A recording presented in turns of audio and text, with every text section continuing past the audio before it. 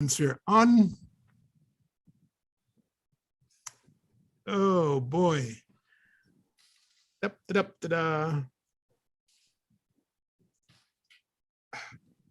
Think we are live now. Good evening, everyone. This is Leo Gilling on another episode of One-on-One with Leo Gilling on a Wednesday night at 9 p.m. And tonight I have the distinct pleasure, the pleasure of interviewing and having conversation with somebody that I respect, I regard, known him for several years. And he's just became the president of the Jamaica Teachers Association. I'm not going to talk too much about who he is because he's going to be telling us tonight who Winston Smith is. Winston, welcome to One-on-One. Thank you, Leo. Thanks for having me and giving me the opportunity on this platform to really share with our listeners more into the life of Winston Roy Smith, president of the JTA. See, I just found out something now. That's your middle name is Roy. Yes, man. Okay. Yeah, you know, when I was young, Leo, I told people that apparently my mother probably didn't think I was going to be very bright because she gave me very easy names. You know, at least she wanted to make sure that I could spell my name. Even if I didn't actually. If you see a name on a bulla cake, you don't eat it, right? So you be able to recognize that real quickly. Right. So even if I didn't achieve much, I would have at least learned to spell my name, because when I was going primary school, I had a basal reader where you talk about get up Roy, get up Joy, you know? See Roy, look up and that kind of thing. So I mean see Roy play. All right. So speaking of mommy, where are you from? All right. Parish. I'm from St Elizabeth, but not just any old place in St Elizabeth. I'm from a deep rural part called Rosal. In the southeast side of St Elizabeth. As a matter of fact, our community is nestled smack in the middle of Junction and Monroe. And Monroe. Right, so we were pretty much, 3 miles either side. Okay. So you grew up on a farm? Not really a farm, you know. We had land that we could do farming, but we really didn't have a farm per se. Even though in my years in high school, I would have lived on a dairy farm. Oh. You know, So hold on there. Did you have goat and cow where you can go to tie out and no, we didn't have cows, but we had goats and pigs and raised chicken and from time to time. But goat was a natural part of our existence. As a matter of fact, I was telling my son the other day that goat milk tastes far much nicer than cow's milk. But, do you remember? I'm going to ask you something really cute, right? Do you remember one of the bush that goat eat? I mean, in Spanish, negro, fat and barrow, as we call them, guinea grass. You name it. It was a regular thing. And plus, I mean, the goats also seem as if they had a special love for the sweet potato and yam. The leaf. So they would leave the grass that they have and go into the garden and feed on the sweet potato leaves and so forth. And of course, you know, that may result in a good little whipping because it was carelessness that would cause the goats to get away. Right. So and where we are from, Leo, we used to have to bring water to goat, you know. You have to bring the water to the goat, you know, during the days, you know. Yeah, man, plenty of people don't know about giving animals water, but we used to have to carry water in a bucket or pan to give the goats. Yes. Okay. I mean, that's unique. I never thought of we used to have to do that because, and that's why I keep telling people that anybody you meet from Rosal, you're gonna meet real resilient, hardened, innovative persons who have a high level of commitment to work. It builds character. Yes. It causes us to want to excel, and it teaches us patience. and tolerance. And believe me, to deal with some of these goats, Leo, wasn't the easiest thing, Did you have a pet? Did you have a pet, a goat pet, or no, man, we only raise animals that can become food. We didn't have time. They become food after a while. But I mean, as a young boy, though, we really had seriously though, we had some dogs at the time and cats and a few cats, but even though I prefer cats than dogs, but we had dogs then. For obvious reasons, you want protection. Yes. We used to raise bird. So my brothers and I would go and we'd take out the bird. You go to the bush and take out the young, what we call ball plate. Oh, ball plate, yeah, you can rear ball plate. Yeah, okay. Ball plate. Yeah, yes. Man. So we take them out from maybe a week or two old and we would feed them and nurture them and watch them grow up into big adult birds. Yes, yes. That was a delight for us. I remember that. I remember a friend in my community who used to raise ball plate. Man. We used to raise them. They're big birds. Yes, man. We had peedove and what we call white wing. White wing. Our lapwing, as we call it in Southeast St Elizabeth, Rosal. You're talking my kind of language now. You're talking my kind of language now. Yeah. So raise them, but I found that ball plate or the white crown pigeon, they were the more hardy and they tend to survive. The other ones would die if you're not extremely careful. So we learn to nurture things and to watch them grow. I mean, there are times when they actually had to feed the bird from, put the beak in our own mouth and feed them because they were so young. So you have to be very gentle and kind and caring and nurturing, to bring them and you watch them grow. It was a joy to see. And it's something that we used to look forward to in the summer holidays. So it's good. Growing up was really a very eye-opening. When you looking back at it now, Leo, it was really an eye-opening experience. And you wonder, how is it that the kind of character you have now, person sometimes overlook it, but it was really being formed and nurtured from those days. Years, yes. Because you learn to be caring and a good parent. So when we become parents now, it becomes a natural thing because it's something that we would have learned from a little boy growing up. We had to take care of our goats and the goat kids and the pigs and that kind of thing. Okay, all right. So you grew with how many brothers and sisters? Oh Lord. Well, yeah, sure you want me to tell you this? But my parents has 11, because we're still alive. So they had 11 children. So I have 10 siblings. And dad. You're saying mom and dad has 11 same kids? Mother, same father, yes. And sometime when I want to be a little cheeky or thing and provoke my mother, because I love to tease my mother.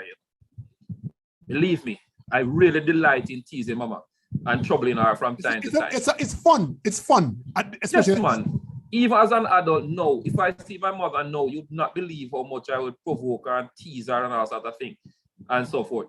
And I remember saying to her, it's a good thing our father died young, because had he not died, then probably would have about 22. Because and if she got 11, there's no reason why she can't go to another 11 again, right? My father died at age 36 and had 11 children. Can you imagine? Peace, oh my God. Do the math, Leo. Oh my God. Oh my gosh. do the math. Oh no. Oh my God. So you can imagine. But I mean, yes. I love my siblings and my brother and my mother. I'm very, very proud of my mother. Yes. And I'm extremely proud of my brothers and sisters, all 10 of them. Yes. Because we are all alive and we have to God be the glory. And we have to give God thanks for that, because our father died somewhat, about 45 years now since our father died. You were a pretty young kid at the time. Yeah, man, I was just 2 years old going 3. And don't ask me to do the math or the biology. But I was 2 going 3 and I have 2 little brothers. I have 2 smaller brothers. I'm just leaving it there.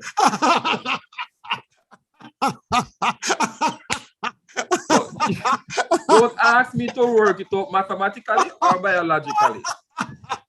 Oh my God, I was about to ask if you were the youngest. No, sir. Oh my God. I have brothers. And but the thing is this now, Leo. If you know me, you know my 10 siblings. You just need to know one. Yes. I mean, it's as if my father photocopy us. So once you know one, you pretty much know all 11. And this is one thing I love about my siblings. I really do love and admire it, you know. Leo, you and I are friends, you see? And I can tell you this, if you happen to meet any of my siblings, and once you tell them, I am Leo Gilling and I know Winston, automatically they will move mountains for you, just because you know me and we're friends. So all of Lloyd's friends that I know are my friends. And even if I don't know them, they will say, Lloyd, I saw your brother, you know, and blah, blah, blah, and so forth. Philip, same thing. Mavis, you know, once you know one, you pretty much know all 11. That's good to hear. You mentioned something a while ago.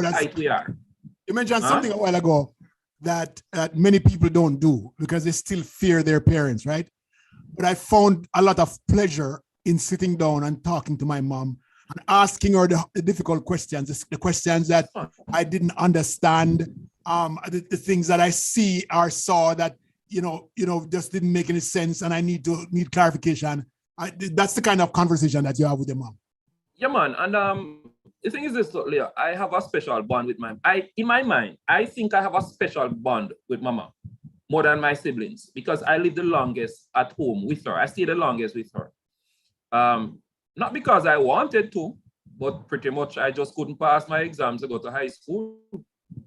So I was stuck with my mother, so to speak. And even when I went to high school, I still live with Mama and traveled 25 miles from Southeast St Elizabeth to States in Santa Cruz. Okay, so tell me, you speak of school, of passing exam. I generally like to ask people, tell me in grade 1 through 6, what were your teachers' names? Oh Lord, that is easy, man. I never forget them. In grade 1, my teacher was Hazelyn Alexander. In grade 2, this is the only teacher I don't remember her first name. But in grade 2, it was Miss Miller. I just can't remember Miss Miller's first name. In grade 3, it was Hyacinth Madden. In grade 4, Corinne Myers. In grade 5, Carl Anthony Roy Leitman. In grade 6, Monica Crawford. Hold on. Did you say Carl Leitman? Yes, Carl Leitman. He was a college but we went to Sam Sharp together. Really? Carl Leitman. I know we went to Sam Sharp because at the time I didn't even know where Sam Sharp teachers college was. He was my senior in college. Oh my God. Well, he was my teacher. And one of my greatest mentor and friend. Those were the days you didn't know students and teachers could have that kind of a friendship. Mr. Leitman was not just my teacher, but he was my friend. Oh. He was a friend, even as a little boy. And when I went to grade 7, my teacher was Audrey Mullins. Grade 8, my teacher was Frida Morgan. We called her Mrs. Morgan. Oh Lord, that woman could have whacked with her. Okay. I mean, but I found a way to outsmart her, Leo. She used to beat us for poetry, But I realized that most persons were a bit apprehensive to, especially the boys. So I learned as soon as I start, once you volunteer and start to recite the poem, she doesn't even allow you to go the entire thing. So what I did was I made sure I learned one poem, at least the first stanza. And it says that Kojo was a black man, Guthrie he was white. Both of them were brave men, both knew how to fight. Now Kojo has the numbers and know the secret ways where copy, twist, and tumble. So far a winning place. That's all I know from that point. Can she stop you? She stop you after that. Stop you right there, somewhere. Yes, one, because she think me have it pat. Today, Leo, I still don't know any further. But I mean, and I remember this one, I was talking to a teacher the other day, and I reminded her of Claude McKay. The poinsettias red, blood red in warm December. That's all I know of that. Because most persons did not want to recite that poem. Right. So I figured that if I started, it would give the impression that I knew it. Oh Lord, and I got Miss Morgan trick. Good. I go up there and say, poinsettias by Claude McKay. And once you see that, you think that you did. First line of you. That's great. So you mentioned grade 1 through 8. That means you went to an all-age school. Right, I went to, it was Rosal All Age at the time, but it has now changed to Rosal Primary and Infant. But in my days, it was All Age, and I went to grade 8. So you took the technical school? The technical entrance, yes. But even though I was in grade 8, I was one of the youngest in the class because I went through school a little earlier than my age would my grade level would really reflect. So even though I was in grade 8, I was young enough that I could have been in grade 7. But the whole thing started because I did not go to class 3 in basic school. So I went to class 1, class 2, then skipped class 3 and went straight to grade 1.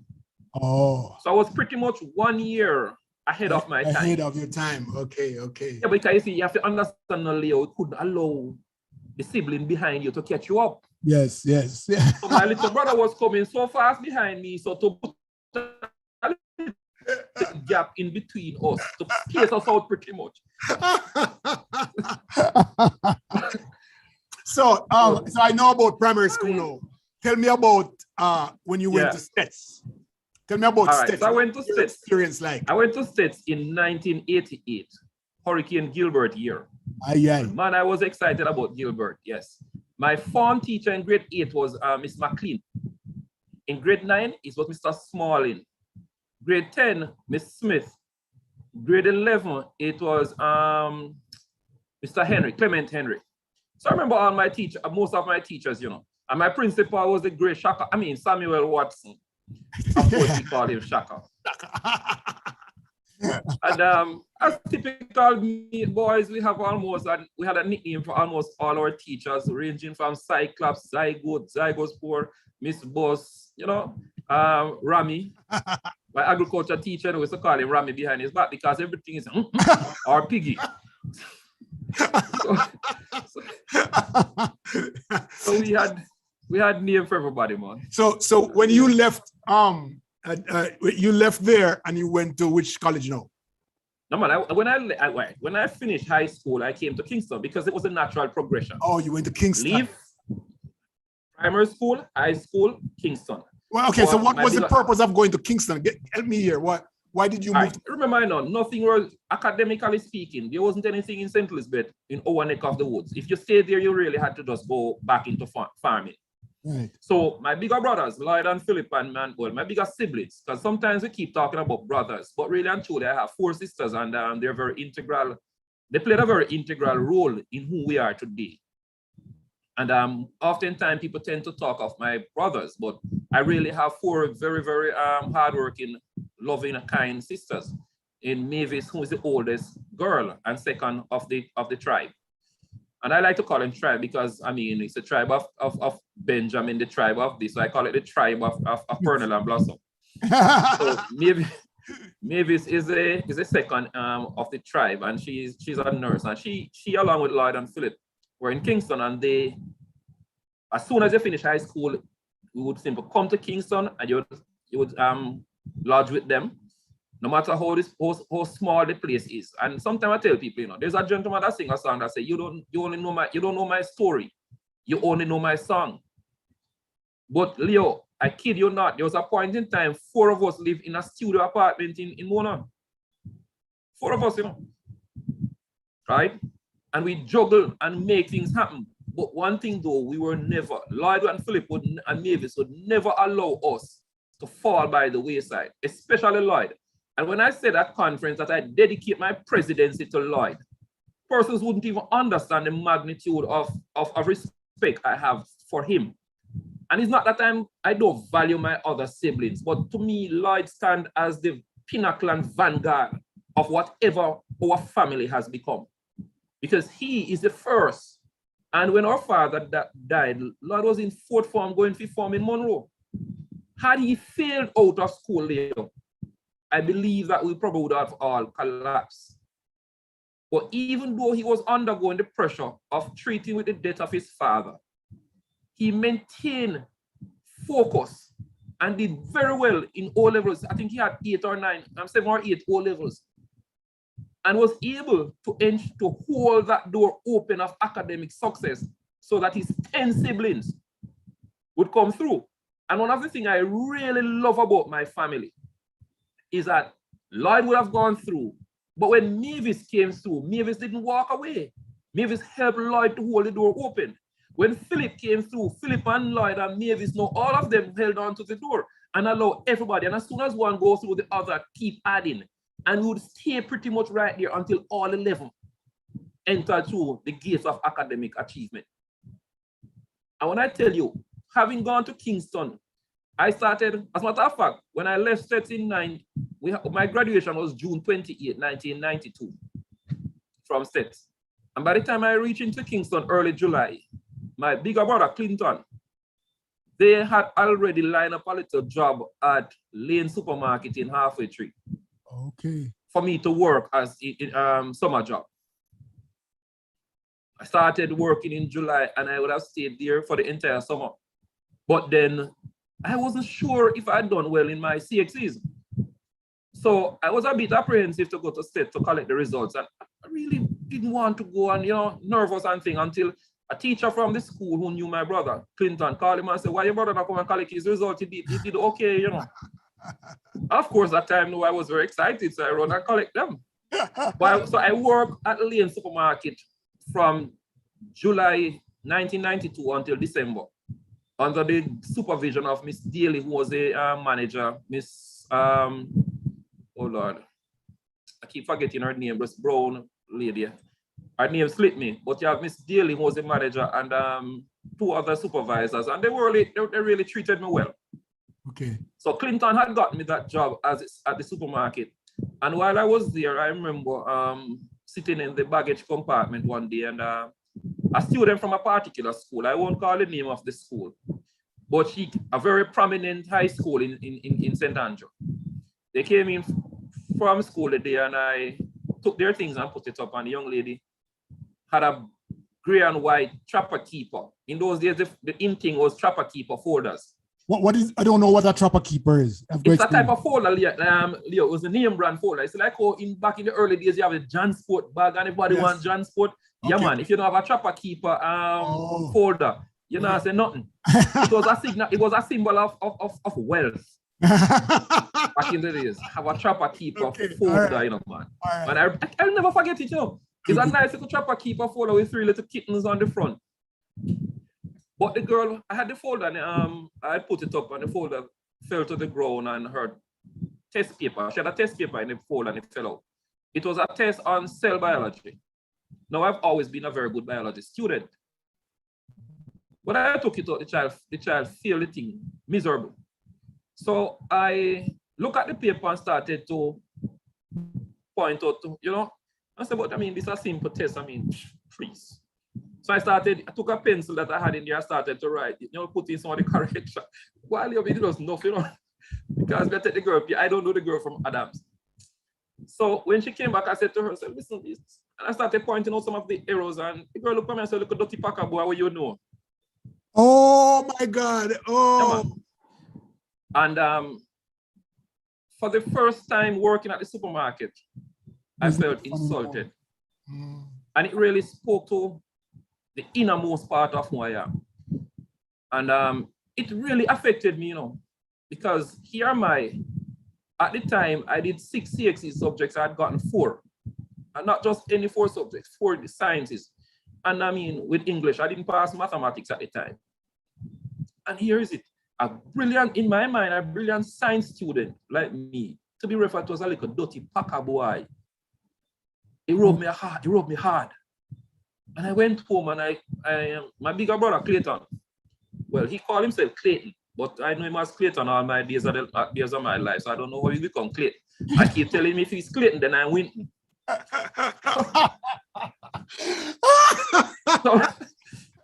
So okay. I went home and he was working at the time at Matco, or Matilda's Corner branch, NCB. And I spoke with him and I said, Clayton, why a girl dissed me today, and it really shaking up away. And I'm not going back to that place after Christmas holiday. I'm not going back there. I don't know where I'm going. And he said to me, all right, he used to teach. He was a pre-trained teacher before going into the bank. So he did a little stint at Magati High while I was in high school. He used to teach at Magati. Then he came to Kingston. He had gotten a job at Papine Junior Secondary School. He used to teach mathematics there, and he did very well. Left the school and went into the banking at Matco. So he called the principal and asked the principal if there's any vacancy up there because his little brother is looking at a job. Principal said, well, all right, I have a group of remedial students that I need somebody to teach because the teacher is on leave for 8 months. Oh. I've never taught before, see if I accept little, help out some of the guys, the Packer guys, and try to help them to improve their reading and their arithmetic, because it wasn't about CXC, it was just simply working with them to improve themselves, and but nevertheless, I wasn't afraid of a challenge. So Mrs. Spirit said I should do an application. I got my sister Joan, who was into secretarial thing at the time, and Joan fixed up a resume for me and an application, and I took it. I walked with it to the school. I walked from Mona to Papine. And I handed it in, and she asked me if I was able to do the interview now, and I said yes. And I did the interview. I suppose I acquitted myself well. I got the job. Had no idea what teaching was all about in terms of real formal teaching. And having gotten the opportunity, I decided that there's no way I'm going to allow my students to fail. I have this group of students. And incidentally, even though I still remember some of them names. This was 1993. Started teaching on the 3rd of January, 1993. As a matter of fact, the Wednesday, the 5th of January, had a major earthquake in Jamaica, 1993. And in that class, I had students like Ricardo Barrows, Enrico Gordon, Anika, I can't remember Anika last name, and Georgia, and Omar, and Devon Watson, Joshua Brown, another one is called Kelly. Tell me, are you in touch with them still, those kids? But apart from, I ended up teaching Ricardo's son and Camille's daughter. Okay. Both of those two students, when they heard I was teaching there, and they decided that their children should come to Papine because they thought of me as a very good teacher to them.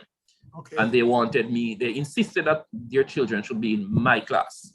Right. Which I was happy to teach them because I had taught their parents. And it kind of made me feel old, even though I was very, very young. But the joy of knowing that here am I would have taught your parents and I'm now teaching you. It was really a novel thing for me. And it was to me a testimony of my character or who I am and how these students who would have passed through my hand, how they thought of me. There were some grade 11 students at the time, Cleve and Clive twins, who also I ended up teaching. I don't remember if it's Cleve or Clive. I think it's Clive. I ended up teaching Clive's daughter as well. And there are other students who I interacted with back in those days that I ended up teaching their relatives or their own children in the latter years. Did you transition to Teachers College at all? Yeah, man. After doing the 8 months at Papine, Mrs. Spear told me that the teacher whom I replaced was coming back and she didn't have any place for me. So I said, okay, no problem. I went home and I took the direction. I called every single school in St. Andrew. From A right down. I was just going down the alphabet. And when I reached S, as in Stony Hill All School, I called and there was one Polly Bowes Howell who answered the phone. And oh my God, it's Polly Bowes. Okay. Come on, Polly Bowes. But before I get to that, I learned the rudiments of teaching through a lady by the name of Janet Jonas and Hyacinth Coote. Janet was my supervisor because I was teaching 8th grade. She taught me how to write lesson plan. She taught me how to mark register and to do my data and that kind of thing. And Miss Coote later on, Coote was later on, which I'll get back to. But in that 93, 8 months, Janet Jonas and a lady by the name of Annette S. They were the two persons who really nurtured me as a teenager, a youth. I had great support from a gentleman by the name of Sir Taylor, James Taylor, incidentally, he was my brother's friend. And another teacher, I don't remember his name, but they used to call him Shaggy, along with Mr. Parkins and so forth. So these guys mentored me as a young boy coming into the system, and they would guide me and share with me. And believe me, much as people may not understand, Leo, the students at Papi in high school, I would never trade them for anybody. It's good to hear. I would never trade in my Papi students for anybody. The parents of those children also. I love them unconditionally. That's how much I valued them, and I think they loved and respected me. Yes. So much so that even now, when I see them on the streets, or even if I meet them on Facebook, they're so excited. You would never believe that we were his teacher and student, because we sit down, we talk for the whole day, and they would tell me how miserable I was and how they this and all of that. But at the end of the day, they still love me. I still want to hear about Polly Bowes, the Polly. No. All right. So when I went to Stony Hill now, Polly interviewed me over the phone. Right. I didn't even know where Stony Hill was. I didn't know where Stony Hill is. Polly, having spoken with me over the phone, Polly said, "Can you come to the school now and bring your documents?" I said, "Yes." I didn't know where I was going. I called Clinton again and I said, "Clinton, where is Stony Hill?" He said, "Well, I go halfway through, We see where transport center is now. There's a Shell gas station at the time. Well, Shell, I don't know what brand company it is now. He said, There's a gas station behind right here, so, and there's a big tree. Just go around there and stand up, and any bus you hear the doctor tell them about load Stony Hill, just go on that." So I did as I was told, and I went there and I got the first bus that says Tavern. I don't even know what is Tavern or where is Tavern. I just jump on the bus. And I said to the conductor that I'm going to Stony Hill All-Age School, if you know where it is. He said, "Yeah, man, no problem." And we hit the road.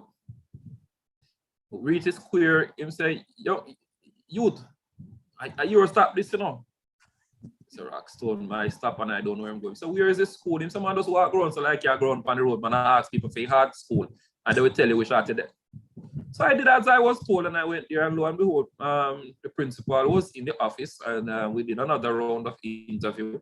She asked me if I knew anything about agriculture. I said, "But I pretty much write the book of agriculture." I've had a double.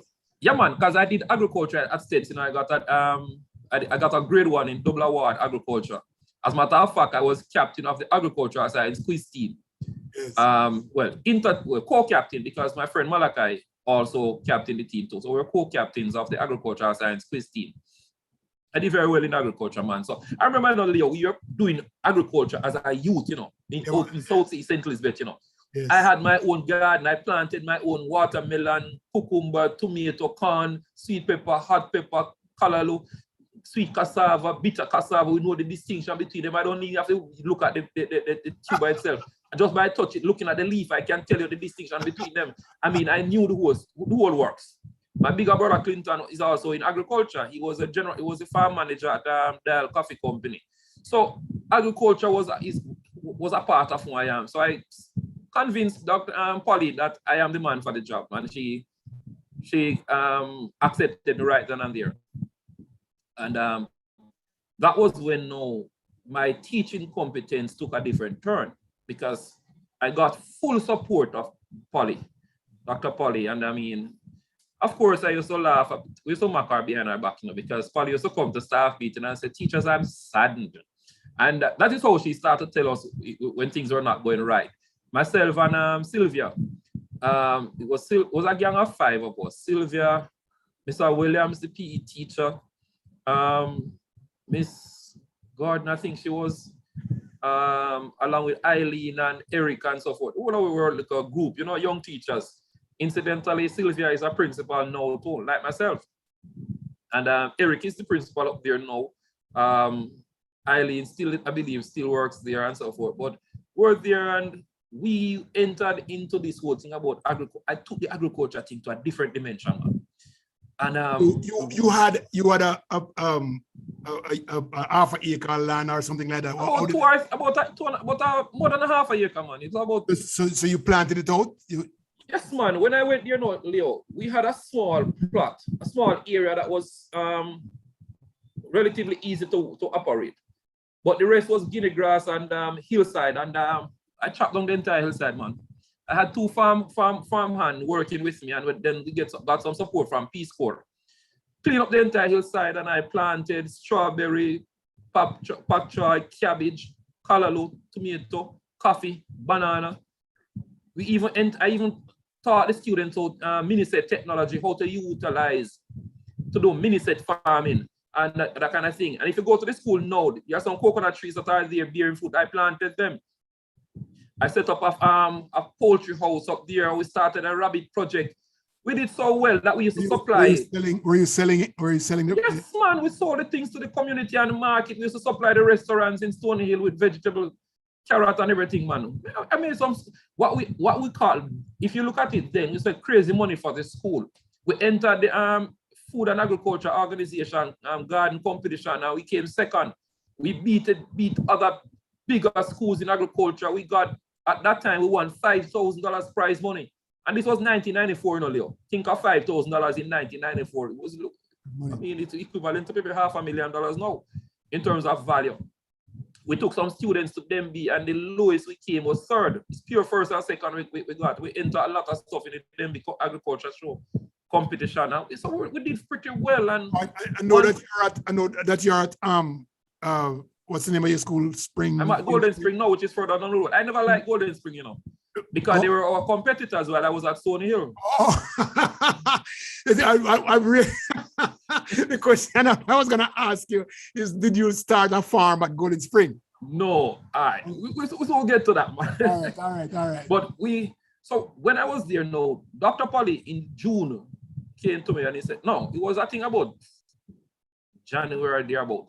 She called me one day in her office, and she said to me that she think I should seek to upgrade myself and that I should go to college. Right. And I said to her that I really don't want to go to college in Kingston because, I mean, if I stay in Kingston, I probably just idle the time with my brothers and so forth. And at the time, I was more interested in going to College of Agriculture. At that time, it was Pathfinder Gardens Teachers College. Oh, yes. And College of Agriculture. Yes. When I applied to College of Agriculture initially, I was not accepted because I didn't have CXC math, right? They wrote me back to say that I needed to get CXC math, and but at the same time, I'd applied to Pathfinder Gardens Teachers College, so I applied to both institutions. Pathfinder Gardens wrote me back to say that I should come in for an interview. When I went to do the interview, before I went to, they told me some stuff I needed, and my principal, Mr. Crawford, at the time had become regional director in the Ministry of Education. But Mr. Crawford was my godfather. He pretty much, along with Mr. Leitman, took me under their wings and nurtured me as a youth. You know, pretty much embraced me into his family. So his daughter Weaver and Gail and his son Chadley, all of us pretty much grew up like one family. So when I told him that I needed a recommendation, he actually wrote the recommendation on a foolscap paper, back and front, with handwriting. He didn't even ask his secretary to type it. He wrote it himself. When I went to Pathfinder Gardens now, I presented my recommendation and stuff, and the principal saw the recommendation. I said, well, if this man wrote a recommendation for you, obviously he thinks highly of you, and this is somebody I know of great repute. And as a result, I wasn't even interviewed. He ended the interview right there and gave me an acceptance letter. And he said to me, well, you have to pass CXC maths or else you can't go to year 2. I said, no problem. At the time, I had no idea how I'm going to pass this subject, you know, because I never really liked mathematics. But I couldn't afford not to pass because there's no way I am going to drop out of college and come back to Kingston. As there's no way anybody is going to look at me and call me a little dirty packer boy again. For me, that was it. Never again should I be referred to in such a derogatory term. I went to college and I managed to pass the CXC math. Funny enough, the person who became my wife was the one who taught me mathematics in first year in college. Right? As I just couldn't understand mathematics. I don't know if what was happening, or maybe it was that I needed to be placed in a pressure situation, because I work very well under pressure, you know.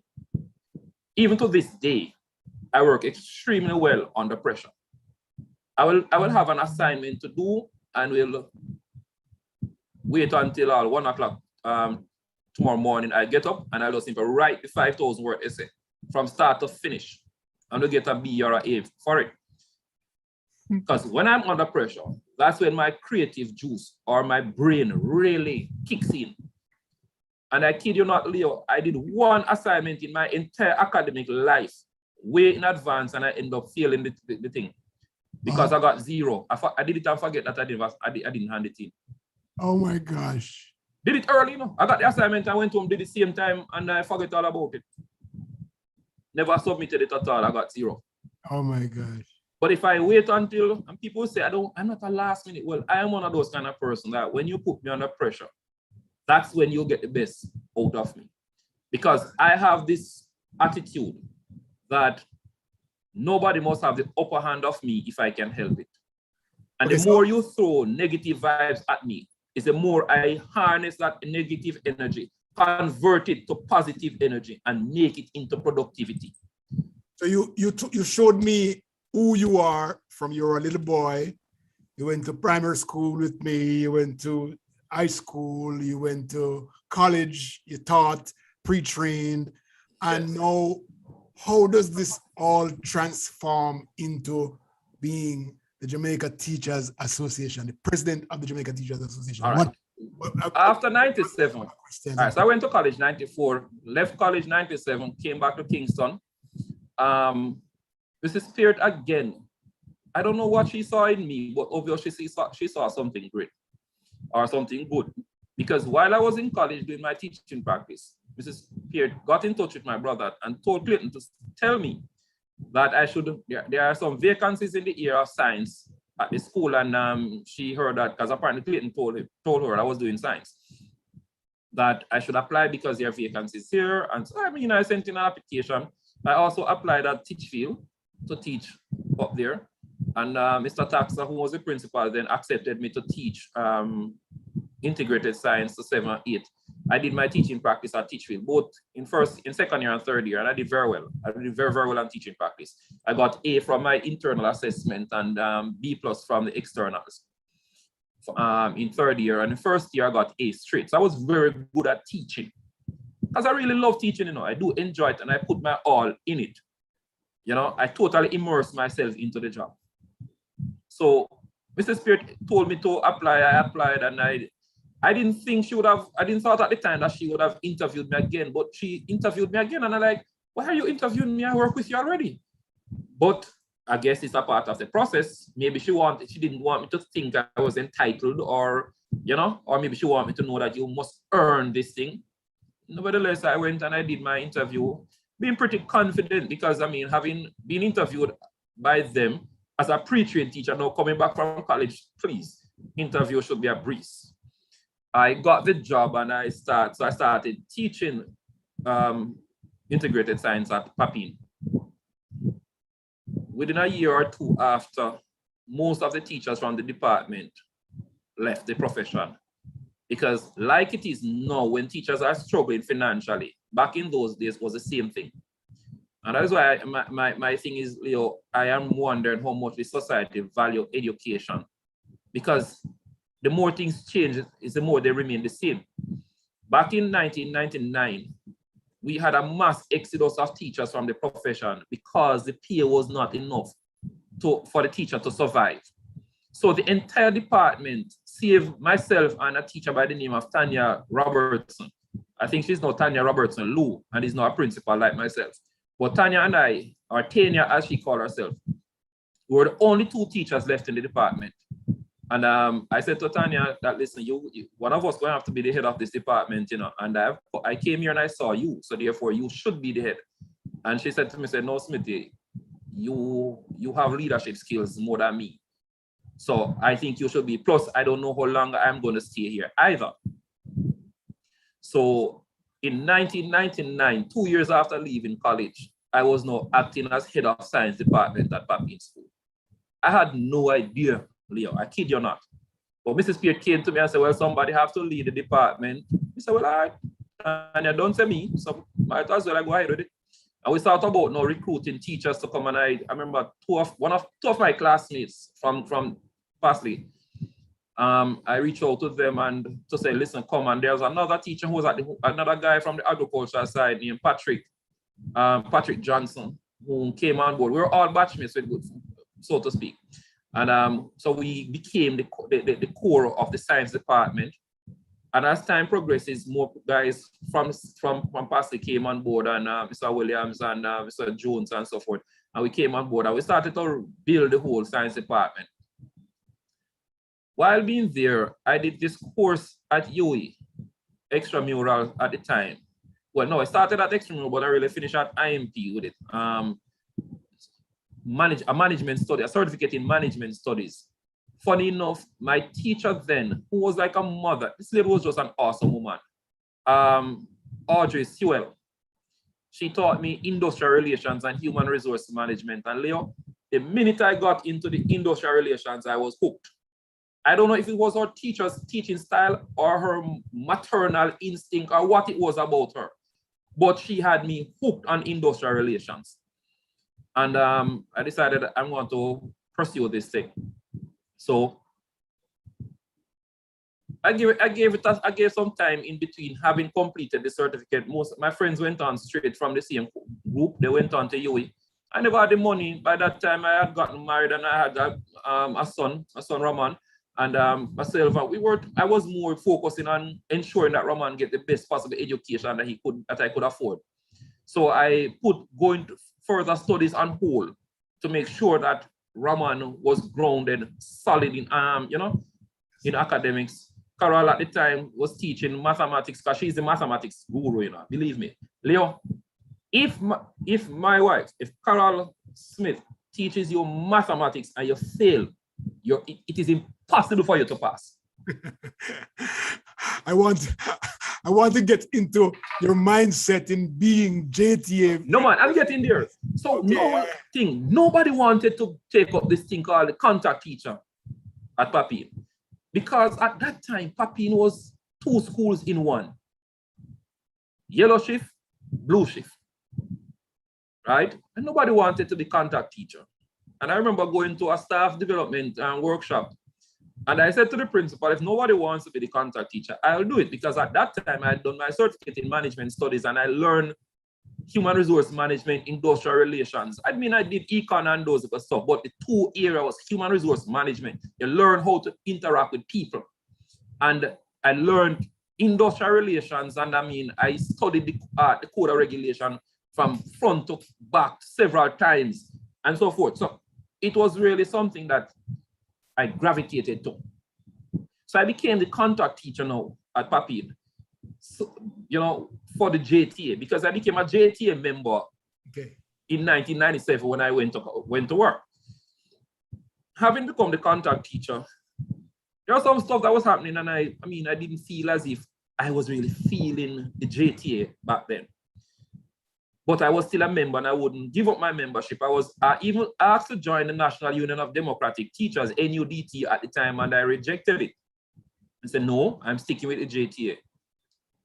Still being contact teacher and everything. I remember my good friend now, Wayne Mullins. Wayne and I went to high school together. So we are from St Elizabeth. He went to St Mary's All Age. I went to Rosal All Age, but we met at Steps. Again, Wayne and my little brother were in the same class, and Wayne came campaigning for Michael Stewart. And I met him prior to that, but that was when he was at Michael and so forth. But he left and he went to Oberlin. But the next time I saw him was him campaigning for Michael. I think it was about 2009 or thereabout. No, 2008, somewhere in that year. And I started asking him about JTA, and I said, listen, I'm a member of the JTA, I'm a contact teacher, but I'm not seeing anybody. And he said, oh, you're in the Eastern St. Andrew District Association. I said, one name, so. Never had a meeting, never had anything, but the DA was almost dead. And he said, no, man, you need to go to the meetings. I'm going to bring you to the guy who is supposed to be the president. But they were trying to revive the DA. Himself and Vivian Mothersill and a couple others from the parish level and other DA. They wanted to revive the Eastern St. Andrew District Association. And when he came by Papine and he talked to me, and Michael came after, because Michael was the principal of my all-age school. Not in my time, because Mr. Crawford was my principal, but he came after Mr. Crawford. So he came up and we had a conversation. He knew my mom, he knows my brothers and sisters, and we had a good conversation. He encouraged me also to come to the JTA in a real way. So Vivi, along with Wayne, invited me to a meeting at Jamaica College, and they were, we had a conversation trying to revive the BA and so forth. Sean Vaughn, who was teaching at JC, was the president for that year. That was 2008. He should have been the president in 2008 September, but instead of being the president, well, Sean got a job somewhere. I think it was Whitemall. I don't remember which school out in St. Catherine, but I think it was Whitemall, if my memory serves me right, and he left. So I had, at that meeting, they had elected Sean as president, and I was elected president-elect. Oh. But Sean didn't take up the post of president because he was now out of the district association, so it was now left on me. So I became president by default from 2008. Now, having been installed as a president, I told myself that there's no cotton picking way in hell that I'm going to let this district association go back down to the ground. And I started working, as I say a country, work your butt off to get the district association alive and well. I wrote to every principal in the school, in that district association staff. All schools from VTDI down to Arden High, including Hope Valley, Augustown, Constitution Hill, Dallas. All of these schools were in the Eastern, is a part of the Eastern St. Andrew District Association. I wrote to every principal asking them to send at least the contact teacher to a meeting. And we started working. And over time, we started to build up, and the numbers started to increase. And I thought the DA became alive. And I then went to UWI now and said, no, man, I have to get this thing because I'm serious about these things. So I decided that, listen, I am going to UWI because I am going to be the president of the JTA. This was 2010 that I told my friends that I am going to be the president of the Jamaica Teachers Association. I went to UWI. And I went there to do a bachelor's degree in management studies. I didn't go to humanities. And when I met Dr. Noel Cowell, and he started asking me, why am I in this faculty? Why I'm not over there? He and I had a big, almost, as I put it in layman term, a big cuss-out.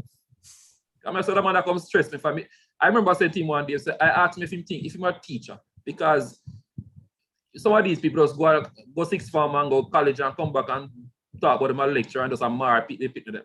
So I asked him and he said, listen, incidentally, I'm a teacher. I have my teaching degree, my teaching diploma. And we had a very good conversation. I developed a special respect for Dr. Coyle.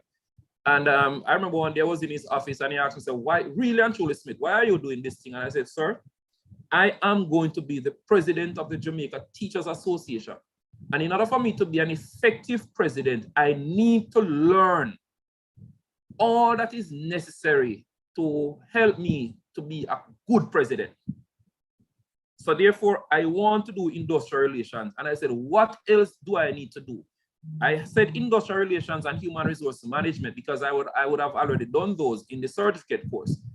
And he introduced me to things like compensation management, business negotiation. He said to me, boy, you need to learn some things about law. So I chose business law as a part of my course. I did a little politics. So I did management study general, pulling from all the different courses that I believe would prepare me for leadership in the JTA. In 2010, the parish elected me as parish president, or president-elect, and I became St. Andrew Parish president in 2011 for the conference year 2011-2012. I served them when I went in. The parish again was struggling. I revived the parish, and we had some financial challenge. I cleaned up the financial problem, left us in a good financial standing, win all the competitions within the JTA under my presidency. And it's not, Leo, it's not about Winston, because I had a very good team. You know, the other day somebody sent me a picture of my team at the time. We had the likes of Tamashela, Paula, Vivi, Nesta Spoil Starcher, Debbie Meek, Tanya, Sylvia, Maxine. These were persons who were on the executive at the time when I was parish president. Don Steele, and Lasagna Harrison. And that name will come up, you know. Remember the name, Lasagna Harrison. She was on the executive. She was a DA president when I was parish president. We set about reviving the whole thing, man, and we restore St. Andrew Parish to its former glory. Having done that now, finished my year as parish president. The next year, Clayton Hall became president. And Wayne Mullins again was instrumental in Clayton's campaign. I too joined Wayne because I didn't really know Clayton, but Wayne was my friend, almost like a brother to me. So if Wayne, anywhere Wayne I go, I'm there. We campaigned hard and Clayton won, and he had, at that time, he nominated me to be the chairman of the resolution committee. So now I'm on the central executive, the general council, and I'm now a national chairman. Having passed through being parish president, I became a national chairman now of the resolution committee. And Wayne was the resolution guru, and he never left my side, man. Wayne taught me a lot of stuff. So let me ask you this. I'm gonna jump forward a little bit.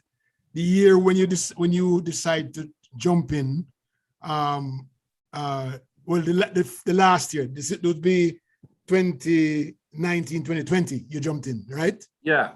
Right. Okay. Tell me about your path in that year leading up to president-elect. Before I get this, Leo, there are two important things I want your listeners to understand. In 2012, I remember sitting down with Clayton and Wayne and Norman and Jim and Gregory, and we were the young Turks, as you want to call it in the JTA. I looked around and realized I was the only man there who was not a principal. And Clayton, never forget, Clayton and Norman especially started telling me that, listen, man, if you're not a principal, you can't come here. So, we have to get your principal job. You have to do this. And Clayton said, listen, man, look in the paper and anywhere it's a principal job, apply. Even if you don't get them, apply. Go to the interview. If you're called, even if you fail the interview, learn something from it and prepare for the next one.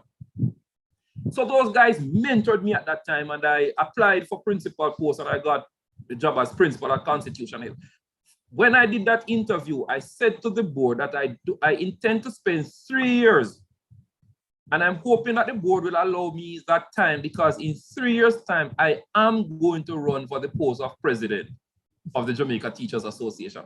I told the chairman, and even when I left, he reminded me of it. When now, at that time, we had people like Dundee Hewitt and Juno Gill and Patrick and Sherlock and Byron and these guys who were the stalwarts in the JTA, and Colonel. You see, I remember him as Colonel because I was a cadet, but sometime Woodburn Miller. So I went to Dundee now because these guys, you learn over time that if Dundee not give you a blessing, you ain't gonna make it. So I went to Dundee Hewitt now and I said, Dundee, I'm looking your approval, because I intend to run for the president of the JTA in 2013. Dundee look at me from head to toe and say, man, I was going to say that again. I say, I'm principal at Constitution, proud like peacock, Leo. Proud like peacock. Man, say, how much children up there? I say, you have 42 now. Dundee look at me and say, you want to be president? I know a man who have more people than that, but you say, man, go be the school, but you want to be president. we are now on a time limit though. So yeah, right. So after that, now, Leo, in 2019 now. So Dundee told me in 2012 that Dundee had a little book that he wrote down the names of people who he thought at the time would be a good candidate for presidency. And he had me down for 2019. This was 2012, Man, I was upset. I was livid. I said, boy, look how hard me working at this JT, and this man will tell me about a year 2019 before my time. Anyway, supported Norman, supported Wayne at his bid, and supported everybody nicely, the whole works. And it so happened that 2018, I spoke with Wayne at conference, and I asked Wayne, because Wayne had run 2017, 2018, he lost, and I asked him at conference if he was going to go again. He said, no. He said, Winston, I think it's your time. Go on, show. I will support you. I will manage your campaign. I will do everything for you. Because you and I are brothers. We are almost like blood brothers, Bertrand. I tell you, we're that tight. It so happened that I came home and I was going through some JTA stuff, and I found that book I bought, The Teacher's Struggle. And in that book, Dundee wrote that if you want to see a good leader of the JTA, check Winston. candidate for 2019. And I said, box cover, what a 2019 now? The 2019 time, you know? So I made sure I got nominated, and I ran against Lasagna, incidentally, who was the DA president in my year as parish president, and Joshua Gabriel. Three of us were in the race that year. To be honest with you, Leo, I thought I would have won. Yes. I genuinely believe I would have won in 2019. But by the time we reached May, I said to Narda, who was one of my teachers, I was at Golden Spring at that time. No, I said to Narda, we're not winning this thing, you know. Gabriel is going to win, but I'm going to run through to the end. So nobody won't even know that I pretty much would have, mentally I gave up, because I knew there are some parishes that I thought I would have good support in. And when I went into those parishes, these people were telling me that, boy, they promised Gabriel from the year before, and they're going with Gabriel, and next year your time. Okay. So if my strong parishes were telling me that, that was a telltale sign that it wasn't going to happen. Okay. And I remember right on the highway, I pull off the road on the highway, and I stop and I say, no, that you don't think me about with this thing. And she got upset and said, sorry, you can't give up. I don't know you as a quitter. Let us run through the same way, even though I said, but we're not winning. And I go through the whole thing and I share with her what I was seeing. I say, look like you know, see what I see on the road. And I reached a point that she insisted that I shouldn't give up, and I didn't. My staff at Golden Spring rallied behind me. They were 100% behind me. My parents, the parents at Golden Spring, they kept on encouraging and supporting me and telling me not to give up. And I said, all right, fine. So Gabriel won, I came second. I said, all right, next year is my time. So I went back in 2020, but then pandemic come. And we had to pivot from face-to-face campaign to online campaigning. And I was never a very technologically savvy individual. As a matter of fact, Dr. Cole used to laugh off me and call me a technophobe. Because even though I had the opportunity to do things online and so forth, I would still do my work face-to-face, physical presentation, etc. But I mean, I got the good support of some of my teachers. Tell me. My teachers at Golden Spring, Leo, and you know them because you came by and checked with me from time to time. I think when I say this, sometimes people may think I'm over-exaggerating or anything, but I think I have the greatest group of teachers in any one institution in Jamaica. My teachers at Golden Spring, I would move mountains for them, and they would move mountains for me. Not just the teachers, but the support staff, the cooks, the watchmen, everybody, the entire, all stakeholders of the school. I have one of the greatest group of professionals or employees, I believe, with all my heart. I want to wrap up a little bit. So yeah. Give me this moment. When the votes were counted, yeah, and you realize that, shoot, I'm the next president-elect. What through your mind? Tell me everything that went through. Use 2 minutes and tell me what got through your mind. Your mother, your brother. I want to know. Tell me what and how you felt. When Narda, who was my scrutineer, and Tanya, called me and said, Winston will win. for a brief moment, or maybe some person will tell you, for the first in my life, I was speechless. It took a while for it to actually soak in that I had won. And even now, sometimes, I keep telling people that even now as president, sometimes I really don't, it not really come home to me yet. Because for me, I'm just doing what I've always done, which is to defend the rights of every teacher and to look out for the best interests of my colleagues. I've always availed myself to help any teacher who call on me. My numbers are no secret.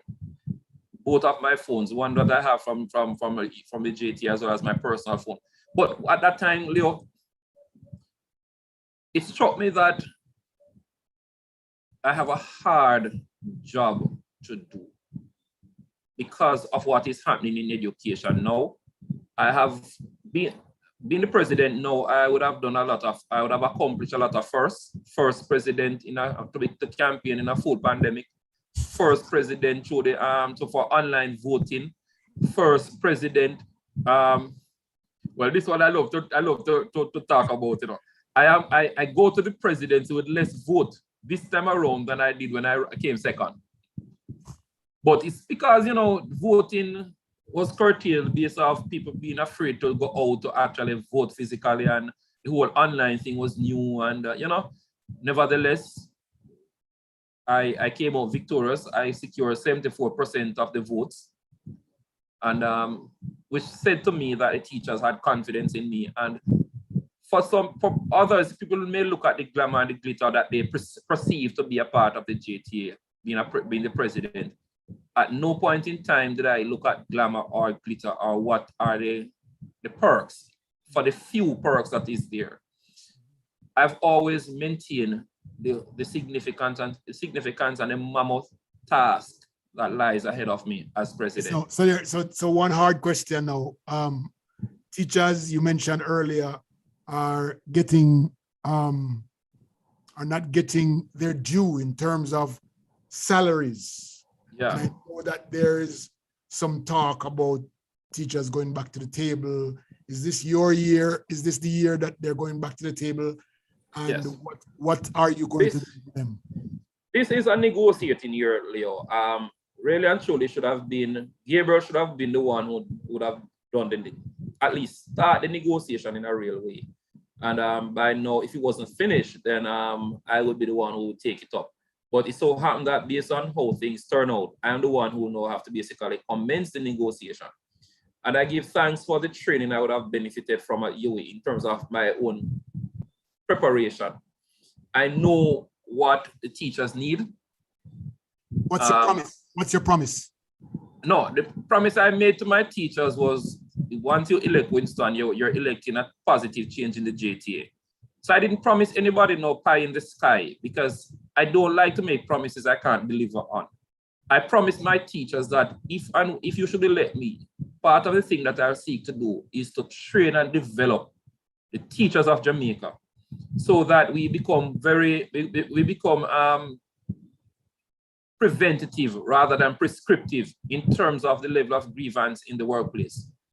To empower the teachers that no teacher should be exploited by anybody, because you must know your rights and be able to defend yourself. So it wasn't about promising any teacher no bag of money or no beachfront property or no concession. You see, I don't want to be disingenuous or misleading to my colleagues. So I didn't promise them any of those things. But what I do know, though, is that I am very much committed to getting the best possible compensation for the profession. And that is something I have committed to. And I will not retreat nor surrender. Right? And as my singer would say, I'm in a pet nor powder. Straight teacher representation till death. All right. That's how I see it. All right. Last word for your mother. Oh Lord, Mama. If she's watching me, she must say I shake her and I say that boy, you see. But my mom, she said something to me recently. I went to Manchester, and last week Thursday, and I went to visit her. She didn't even know I was coming, because I love to surprise her like that. So I drove up and I said to her, Mama, it's me. She didn't even realize, because I was driving the JTA's unit. So she didn't recognize me, the vehicle. When I came out, she looked at me and said, boy, normally she would be asleep like myself, because normally I'm asleep at this time in Leo. It's because of you I am up. But she said to me the other day, she said, boy, Winston, normally I'm asleep, but one day I was just going through the channels and I catch TVJ News and I saw you. And I was so proud. Oh. Even at conference, she told me that how proud she was of who she is, not was, how proud she is of me.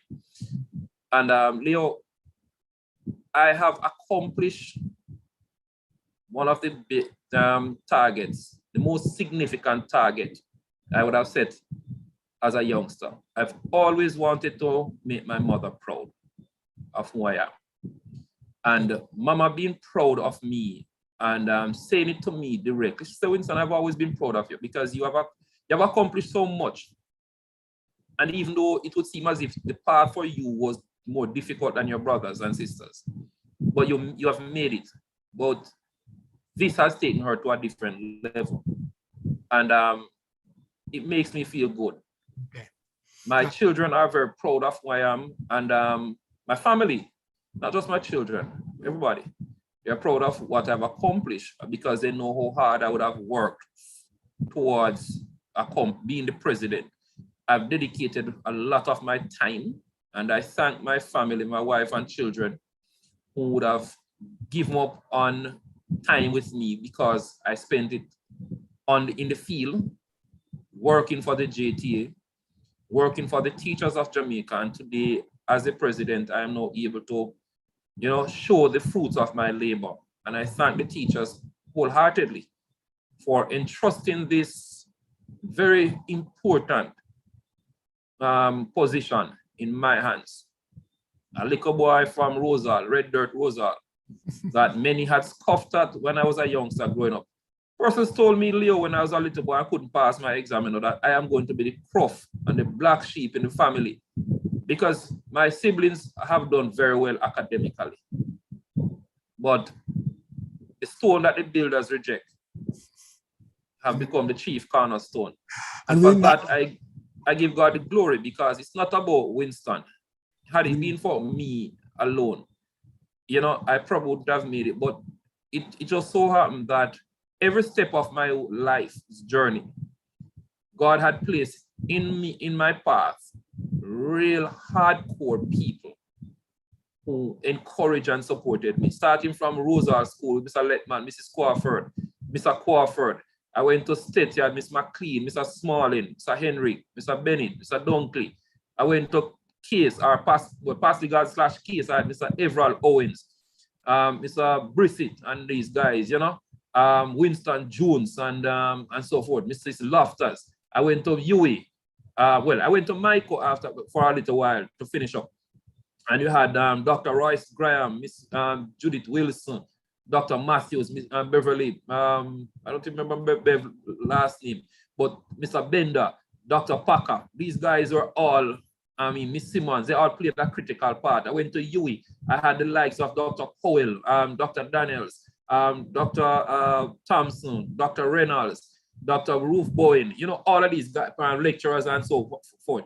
As a teacher, I had Mrs. Speard, you had Mrs. Polly Bowes Howell, going to Constitution Hill, and the entire community supported me and helped me to develop Constitution from a failing school to a quality school now. Being at Golden Spring, I have a wealth of support from my staff at Golden Spring. So God has placed in my path some really good people. And I come all the way to Fort Lauderdale, Broward County, and I don't know if you know a guy by the name of Leo Gilling, but he's another guy that would have impacted and influenced me positively. So it just so happened that right through my life's journey, there are persons that God would have placed in my path. And I never forget where I'm coming from, Leo. I never forget it. And I don't take what I have now for granted. It's not about me. In my mind, it's about using this opportunity to make somebody's life better. It's a good place to stop right now, Winston. Thank you so much for being here, man. Yeah, I know that we could have gone for 2 hours, but there's a time limit, right? But yeah, not a problem. Such a pleasure having you this evening. It's really, really, I love to hear your inspiring story. And I'm sure that many persons are going to be able to listen to this and learn and say, listen, you can't throw the old rock at all. It might have turned out to be the corner rock. You know what I mean? So Leo, before I go, you see, there's a lady in Constitution Hill, very good friend of mine, Jennifer Foster. I don't know if she's hearing me, but if somebody heard it, I just want to make Sister Foster know. I call her Sister Foster. Sister Foster, big up. Because Sister Foster has a Guinea tree up there, Leo. And she said that one is for him. And I just want Sister Foster to know, say it's Guinea season now, so you don't know anything. Oh boy. All right. Thank you so much, Winston. And it's good to have you guys. It's good to have you. And it's nice to have everyone who's listening in. You can catch this on YouTube or on Facebook at any point in time. Thank you so much. Your recording is there. Have a wonderful evening. Come on. Take care, my brethren.